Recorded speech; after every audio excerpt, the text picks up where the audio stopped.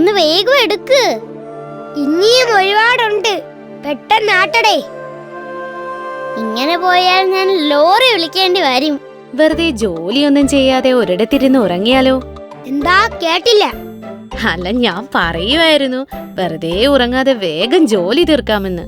ഉറുമ്പിൻ കൂട്ടം തിരക്ക് പിടിച്ച് തങ്ങളുടെ ജോലി തിരക്കിനിടയിൽ ഒരു വലിയ ശബ്ദം കേൾക്കാനിടയായി. എന്താ വലിയൊരു ശബ്ദം കേട്ടത്? എനിക്കെങ്ങനെ അറിയാം? ഞാൻ നിന്റെ അടുത്തല്ലേ നിൽക്കുന്നേ. എനിക്ക് മാജിക് ഒന്നും അറിയില്ല, പോയി നോക്കാം. ഇരുവരും കൂടി ശബ്ദം കേട്ട ഭാഗത്തേക്ക് പതിയെ നടന്നു. വല്ല ചക്കയോ മാങ്ങയോ ആണേൽ ദാ അവിടെ വെറുതെ നിൽക്കുന്ന ഉറുമ്പാളുടെ തലയിൽ വെച്ചു കൊടുക്കാം. വേണ്ട, നോക്കിയേ. അയ്യോ, ഒരു പാവം തേനീച്ച ബോധം കെട്ട് കിടക്കുന്നു.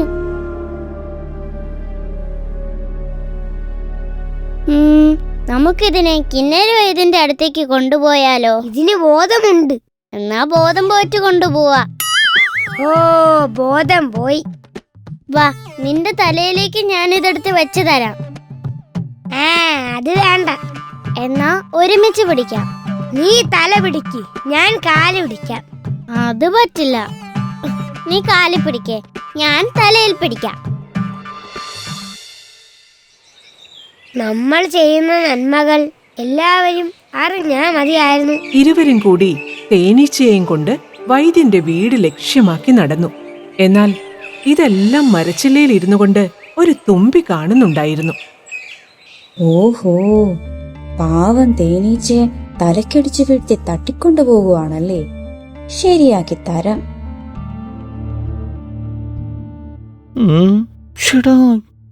എന്നാലും അതെങ്ങനെ സംഭവിച്ചു? അതങ്ങനെ വരേണ്ടതല്ലോ. ആശാനെ, ആശാൻ എന്തിനാ അങ്ങോട്ടും ഇങ്ങോട്ടും നടക്കുന്നേ? ഓഹ്, എന്റെ ശിഷ്യ ഒന്നും പറയണ്ട. കരച്ചില് നിർത്താനേ കുറുമ്പി ആനയ്ക്ക് ഞാനൊരു മരുന്ന് കൊടുത്തു. എന്നിട്ട് കരച്ചില് നിന്നു. പക്ഷേ ഇപ്പൊ ചിരി നിൽക്കുന്നില്ല. എന്തായാലും കരച്ചില് നിന്നല്ലോ. ഓ, നിന്നു. ആശാനെ, ഒരു കോള് വരുന്നുണ്ട്. മഴക്കോളോ? ഈ ചൂട് കാലത്തോ? ആശാനെ, അങ്ങോട്ട് നോക്ക്. ശരിയാണല്ലോ ശിഷ്യ. ആശാനെ നോക്കിയേ, അവർക്ക് നടന്നു വരാൻ വലിയ പാടാണെന്ന് തോന്നുന്നു. ഞാനൊന്ന് പോയി സഹായിക്കട്ടെ? വേണ്ട വേണ്ട, അവര് പതിയെ വന്നാ മതി. അതെന്താ ആശാനെ? എന്നാലല്ലേ ഞങ്ങൾ വൈദ്യന്മാരുടെ അന്താരാഷ്ട്ര ചോദ്യം ചോദിക്കാൻ പറ്റൂ. അതെന്ത് ചോദ്യം? എന്താ കൊണ്ടുവരാൻ വൈകിയത് എന്ന്. നീ ഒരു മണ്ടൻ തന്നെ. ആശാന്റെ കൂടെ കൂടിയതിന് ശേഷമാ. വൈദ്യരെ, ഒന്ന് നോക്കണം, ബോധമില്ല.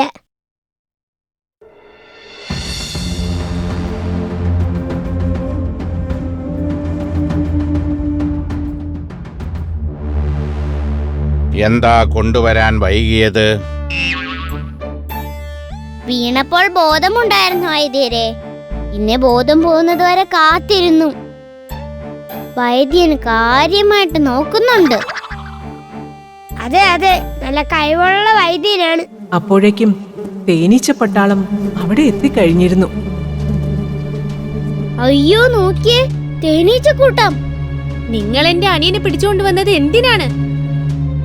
അയ്യോ, ഞാൻ പിടിച്ചോണ്ട് വന്നൊന്നുമല്ല. പിന്നെ എടുത്തോണ്ട് വന്നതാ അല്ലേ?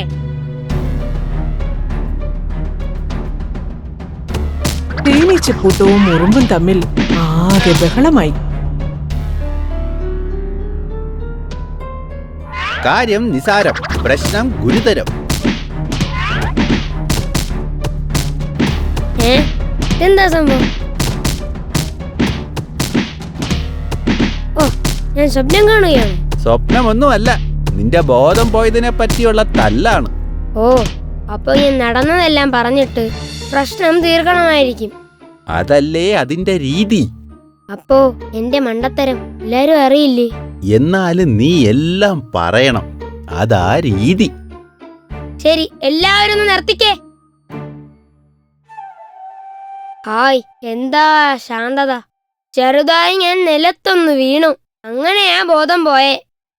അയ്യോ, ഞാൻ പെട്ടു. നാട് വിടാം, അല്ലേ കള്ളം പറഞ്ഞതിന് എന്നെ അവരിടിച്ച് തേനെടുക്കും. കണ്ടോ, പറഞ്ഞത് കണ്ടോ? കണ്ടില്ല, പക്ഷെ പറഞ്ഞത് കേട്ടു. സത്യമറിയാതെ നിങ്ങളോട് വഴക്കുണ്ടാക്കിയതിന് ഞങ്ങളോട് ക്ഷമിക്കണം. തേനീച്ചയിൽ നിന്ന് തന്നെ സത്യങ്ങൾ തിരിച്ചറിഞ്ഞ തേനീച്ച പട്ടാളത്തിന് തങ്ങളുടെ എടുത്തുചാട്ടം തെറ്റായെന്ന് ബോധ്യമാവുകയും ഉറുമ്പുകളോട് ക്ഷമ ചോദിക്കുകയും ചെയ്തു.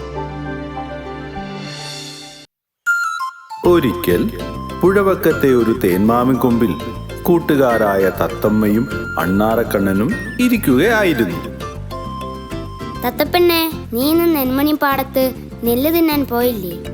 അവിടേക്ക് തന്നെയാണ് പോകുന്നത് ചങ്ങാതി. അവിടത്തെ വാഴത്തോട്ടത്തിൽ നല്ല തേനുള്ള വാഴക്കൂമ്പുകളുണ്ട്. അത് നിന്നോട് പറയാനായി വന്നതാണ്. അതെയോ? എന്നാൽ ഇന്ന് നിന്നോടൊപ്പം ഞാനും വരാം. അപ്പോഴാണ് അവർ ആ കാഴ്ച കണ്ടത്.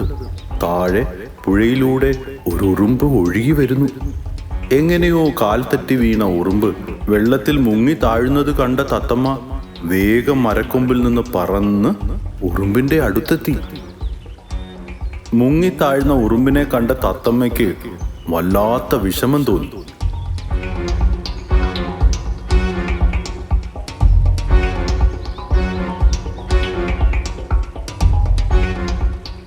തത്തമ്മ പെട്ടെന്ന് കരയിലേക്ക് പറന്ന് ഒരു പച്ചില മുറിച്ചെടുത്ത് വെള്ളത്തിലിട്ടു. വെള്ളത്തിലൂടെ ഒഴുകി വന്ന ഇലയിൽ പിടിച്ചു കയറി ഉറുമ്പ് സുരക്ഷിതനായി.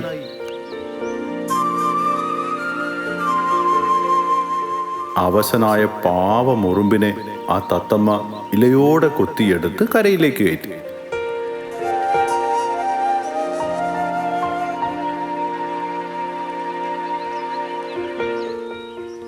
തത്തപ്പെണ്ണെ, നീ തക്ക സമയത്ത് വന്നില്ലായിരുന്നെങ്കിൽ ഞാൻ ഈ പുഴയിൽ മുങ്ങി മരിച്ചു പോയേനെ. ആ സമയത്ത് നിന്നെ കാണാൻ സാധിച്ചത് എന്റെ ഭാഗ്യമാണ്. നിന്റെ ഭാഗ്യമോ? അതെ, അതുകൊണ്ടാണല്ലോ എനിക്ക് നിന്നെ രക്ഷിക്കാൻ കഴിഞ്ഞത്. ഒരു ജീവൻ രക്ഷിക്കാൻ കഴിഞ്ഞത് എന്റെ ഭാഗ്യം തന്നെയാണ്.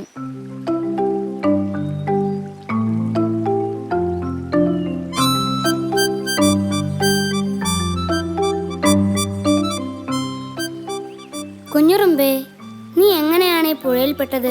ഞാൻ അക്കരെയുള്ള ഒരു മരത്തിൽ തേനെടുക്കാൻ കയറിയതാണ്. അപ്പോൾ എന്റെ കാൽ വഴുതി പുഴയിലേക്ക് വീണു. ശ്രദ്ധയില്ലാതെ മരത്തിൽ കയറി നടന്നാൽ ഇങ്ങനെ ഇരിക്കും. എന്തായാലും തക്ക സമയത്ത് തത്തപ്പെണ്ണ നിന്നെ കണ്ടില്ലായിരുന്നെങ്കിൽ നീ ഒഴുകി കടലിൽ പോയേനെ. തത്തപ്പെണ്ണെ, ഈ ഉപകാരം ഞാൻ ഒരിക്കലും മറക്കില്ല. ഇതിന് ഞാൻ എന്തെങ്കിലും നിനക്ക് പ്രത്യുപകാരം ചെയ്യും. പ്രത്യുപകാരം ചെയ്യാമോ? നീയോ? തിരിപ്പോന്നേ കുഞ്ഞുറുമ്പ്. ആകാശത്തു കൂടി പറക്കാൻ പോലും കഴിവുള്ള തത്തപ്പൻ എന്നെ തിരിച്ചു സഹായിക്കുമെന്നു വെറുതെ തമാശ പറയല്ലേ കുഞ്ഞുറുമ്പേ. എന്നാറക്കണ്ണ, ഇങ്ങനെ ആരെയും പരിഹസിക്കരുത്. കുഞ്ഞുറുമ്പേ, ഇന്നു മുതൽ നമ്മൾ നല്ല ചങ്ങാതിമാരായിരിക്കും. ഇത്രയും പറഞ്ഞ് തത്തമ്മ പറന്നുയർന്നു. അണ്ണാറക്കണ്ണൻ അടുത്ത മരക്കൊമ്പിലേക്ക് ചാടിപ്പോയി.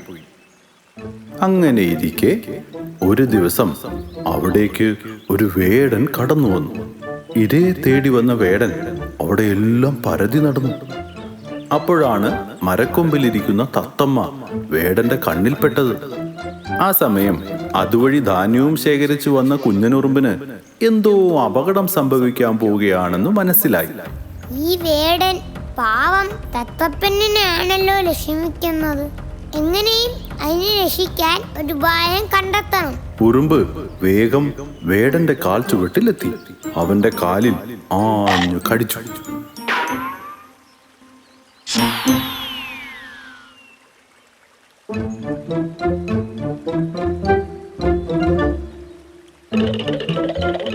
എന്തായാലും തത്തപ്പെണ്ണിനെ രക്ഷിക്കാനായി. കുഞ്ഞിനോടുമ്പേ നീ എന്നോട് ക്ഷമിക്കണം. അന്ന് നിന്നെ ഞാൻ പരിഹസിച്ചതിൽ ഞാൻ നിന്നോട് ക്ഷമ ചോദിക്കുന്നു. അത് സാരമില്ല ചങ്ങാതി. ഭൂമിയിലെ ഓരോ ജീവജാലങ്ങൾക്കും അതിൻ്റെതായ ധർമ്മങ്ങളുണ്ട്. അതിൽ വലുതെന്നോ ചെറുതെന്നോ ഇല്ല.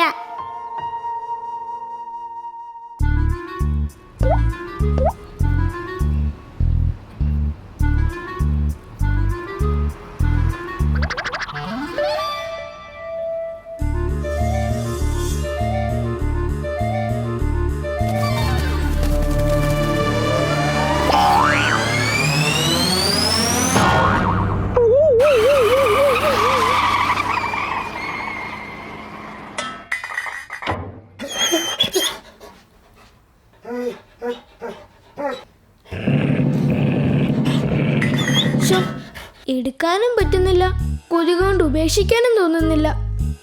എന്താടേ ഓടെ ചാടാൻ നോക്കുവാണോ? കടിയും പിടിയും വിട്ട് എല്ലും പോയി നിൽക്കുന്നവനെ ചുമ്മാ കളിയാക്കല്ലേടോ. എല്ല് പോയെന്നോ? ആരുടെ? എന്റെ എല്ല്. നിന്റെ എല്ല് ഊരിപ്പോയിട്ട് നിനക്കൊന്നും സംഭവിച്ചിട്ടില്ലല്ലോ. ശേ, താൻ എന്താ ഈ പറയുന്നേ? എന്റെ എല്ല് ഊരിപ്പോയെന്നൊന്നും അല്ല. ഞാൻ ശാപ്പിടം കൊണ്ടുവന്ന എല്ല് ഈ ഓടയിൽ പോയെന്നാ പറഞ്ഞത്. പറ്റുമെങ്കിൽ എല്ലും കഷ്ണം എടുത്തു നിന്ന് എന്നെ ഒന്ന് സഹായിക്കാമോ? നായിക്കുട്ട, നീ ഇത്രയും നേരം ശ്രമിച്ചിട്ട് നടന്നില്ല, പിന്നെയാണോ എന്നെ കൊണ്ട് സാധിക്കുന്നത്? വെറുതെ സമയം കളയാമെന്ന് മാത്രം. അയ്യോ, ഇനിയപ്പോ എന്ത് ചെയ്യും? നീ ഒരു കാര്യം ചെയ്. എന്ത് വേണമെങ്കിലും ചെയ്യാം. പറ, എന്താ? എല്ലിന്റെ കാര്യം അങ്ങ് മറന്നേക്ക്. ഹോ, എല്ലായതുകൊണ്ട് ഉപേക്ഷിച്ച് കളയാനും പറ്റുന്നില്ല. പോയതോർത്ത് ദുഃഖിക്കാതെ പോകാൻ നോക്ക് ചങ്ങാതി.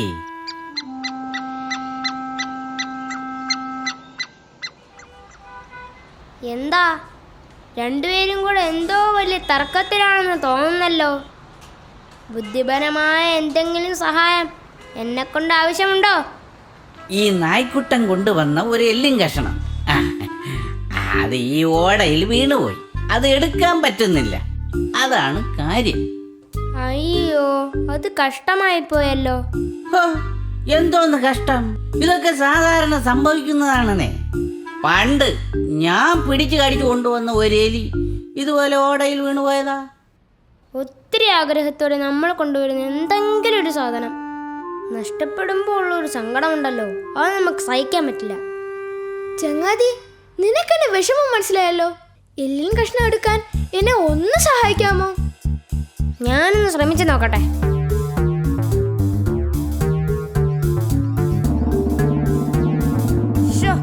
കിട്ടിയില്ലല്ലോ.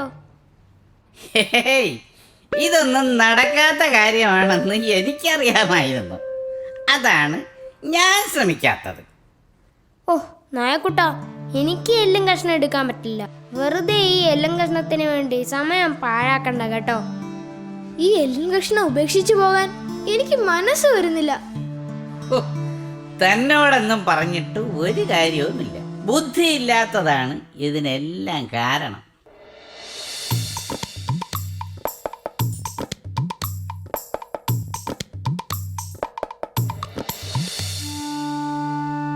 എന്താ നായിക്കുട്ടാ, എന്തു പറ്റി? എന്റെ എല്ലിൻ കഷ്ണം ഓടയിൽ വീണുപോയി. സാരമില്ല, ഞങ്ങൾ സഹായിക്കാം. നിങ്ങളോ? എന്ത് മണ്ടത്തരമാണ് ഈ പറയണത്? നിങ്ങളെക്കാൾ ശക്തരായ ഞങ്ങൾ വിചാരിച്ചിട്ട് നടന്നില്ല, പിന്നെയാണ് ഇത്തിരി പോന്ന ഉറുമ്പ്. എന്തായാലും ഞങ്ങൾ എല്ലാവരും കൂടി ഒന്ന് ശ്രമിച്ചു നോക്കാം. ആ, ശ്രമിച്ചോ ശ്രമിച്ചോ. വീണ്ടും ഒരു പരാജയം കൂടി കാണേണ്ടി വരുമല്ലോ എന്നോർത്താ എന്റെ സങ്കടം. കൂട്ടുകാരെ, എല്ലാവരും ആഞ്ഞു പിടിച്ചോണം. സകല ശക്തിയുമെടുത്ത് ഞങ്ങൾ പിടിക്കും. ഏലം പിടി ഏലയ്യ, ഏലേലയ്യ ഏലയ്യ, ഒത്തുപിടിച്ചാൽ ഏലയ്യ, ഏലേലയ്യ ഏലയ്യ, മലയും പോരും ഏലയ്യ, ഏലേലയ്യ ഏലയ്യ, എല്ലും പോരും ഏലയ്യ, ഏലേലയ്യ ഏലയ്യ.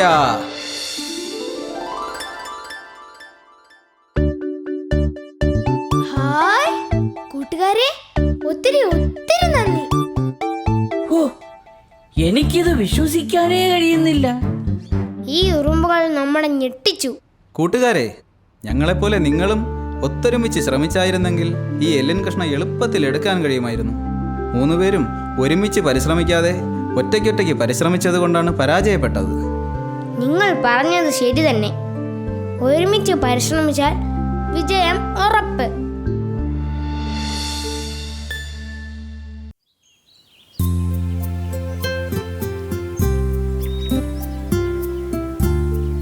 പുല്ലാനിക്കാട്ടിലെ മുത്തിപ്പാറയുടെ ചോട്ടിൽ സുന്ദരമായ ഒരു പൂന്തോട്ടമുണ്ടായിരുന്നു. അവിടം പല നിറത്തിലുള്ള പൂക്കളാലും ചെടികളാലും സമ്പുഷ്ടമായിരുന്നു. അതുകൊണ്ട് തന്നെ ഒത്തിരി ചെറുപ്രാണികൾ അവിടെ വസിച്ചിരുന്നു.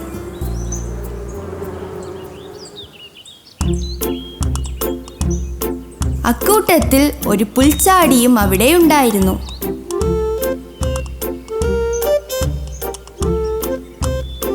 മഹാമടിയനും അലസനുമായിരുന്നു അവൻ.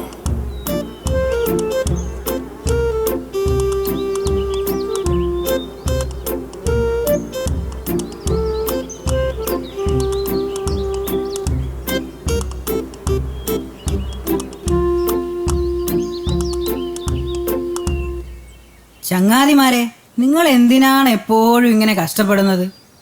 നിങ്ങൾക്ക് വിശ്രമമൊന്നും വേണ്ടേ? കൂട്ടുകാരാ, ഇപ്പോൾ വിശ്രമമില്ലാതെ ജോലി ചെയ്താൽ വർദ്ധിക്കാലം വരുമ്പോൾ അതിന്റെ ഫലം നേടാം. ആസ്വദിക്കാനുള്ളതാണ് ജീവിതം. നിങ്ങളൊക്കെ മണ്ടന്മാരാണ്.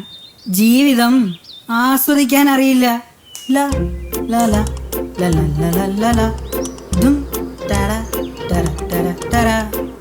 എൻ്റെ ചങ്ങാതി, കിട്ടുന്നതൊക്കെ അപ്പം തന്നെ തിന്നും കുടിച്ചും തീർത്തേക്കണം. ഇങ്ങനെ ശേഖരിച്ചു വെക്കുന്നത് കൊണ്ട് എന്താണ് പ്രയോജനം? എല്ലാ കാലവും ഇങ്ങനെ സുലഭമായി തേൻ കിട്ടില്ല ചങ്ങാതി. വർദ്ധിക്കാലത്ത് തേനും പൂമ്പൊടിയും കിട്ടാതെ വരുമ്പോൾ ഇപ്പോൾ ശേഖരിച്ചു വെക്കുന്നത് ഉപകാരമാവും.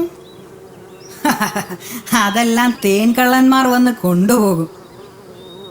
ലാ ലാ ലാ ലാ ലാ ലാ ലാ ലാ ലാ ലാ. ചങ്ങാതിമാരെ, കേട്ടില്ലേ ആ പുൽച്ചാടി പറഞ്ഞത്? കേട്ടു കേട്ടു. നമ്മളതൊന്നും കേട്ടു നിന്നിട്ട് കാര്യമില്ല. നല്ല കാലത്ത് ആഹാരം ശേഖരിച്ച് വെച്ചില്ലെങ്കിൽ വർദ്ധിക്കാലം വരുമ്പോൾ പട്ടിണി കിടക്കേണ്ടി വരും. ആ പുൽച്ചാടി മതി മറന്ന് നടക്കുകയാണ്. അവന് ഇന്ന് തിന്നാനും കുടിക്കാനും കിട്ടുന്നുണ്ട്. നാളെക്കുറിച്ചുള്ള ചിന്ത അവനില്ല. അതിൻ്റെ ഫലം വർദ്ധിക്കാലത്ത് അവനറിയും. അതെ, അലസന്മാർ എന്തിനും ന്യായീകരണം കണ്ടെത്തും. വർദ്ധിക്കാലം വരുമ്പോൾ അവൻ പാഠം പഠിക്കും. ഒടുവിൽ നല്ല കാലം മാറി വറുതിക്കാലം വന്നു.